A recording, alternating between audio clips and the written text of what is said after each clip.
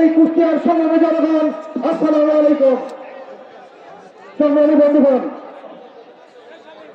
বিগত 5ই আগস্টের পরে এই দেশ যখন দ্বিতীয়বার স্বাধীন হয়েছিল, তখন এদেশের জনগণ আশা করেছিল সরাসরি সেই হাসিনা সরকারের নিয়ম মনে হয় এই দেশ থেকে চিরতরে উঠে গেল, এদেশের মানুষ মনে হয় শান্তি পেল, এদেশের মানুষ মনে হয় নিরাপদে জীবন যাপনের টিকিট পেয়ে গেল।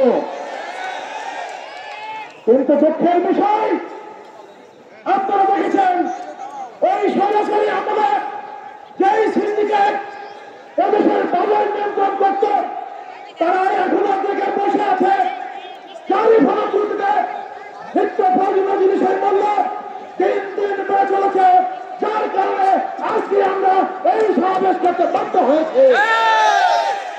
সংগ্রামী বন্ধুগণ, আপনারা দেখেছেন ওই আইনাঘরে চৌধুরী আলম, ওই আইনাঘরে ইলিয়াস আলীর মতো আমাদের নেতারা জীবন দিয়েছেন।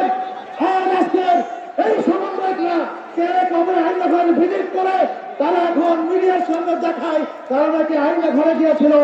এই মাস্টার ভাবতেন ইলিয়াস আলীকে ফেলতেন, চৌধুরী আলমকে ফেলতেন, তারপরে আইনাঘরে দেখবো।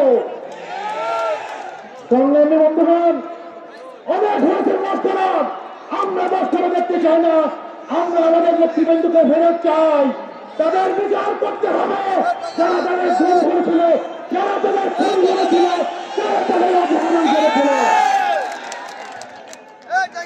দিনের পর দিন যাচ্ছে, আইনশৃঙ্খলা পরিস্থিতির অবনতি হচ্ছে।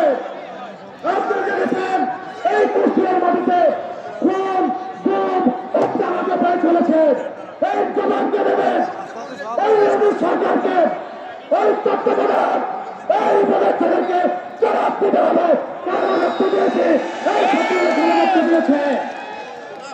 সংগ্রামী বন্ধুগণ, আজ সংস্কারের কথা বলা হচ্ছে, আরে সংস্কার তো এই তারেক রহমান বলে দিয়েছে 13 জুলাই 2023 সালে সংস্কার কি হবে সেইটা বলে দিয়েছে, এবং সেই সংস্কারের 31 দফা হাত থেকে এদেশের জনগণ 2024 সালে নির্বাচন বর্জন করেছিল।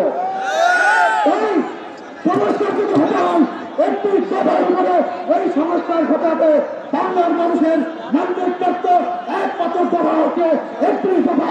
তাই সংস্কার ঘটে হলে 31 দফার উপরে হতে হবে, আর কিছু বলা নাই। সংগ্রামী বন্ধুগণ, এখন নতুন গান উঠেছে, তারা বলছে জাতীয় নির্বাচনের আগে তারা নাকি স্থানীয় পরিষদ নির্বাচন করবে। কে দিয়েছে আপনাদের অধিকার? এদেশের মানুষকে আপনার সিদ্ধান্ত দিন, এই দেশকে এদেশের মানুষের হাতে ফিরিয়ে দিন।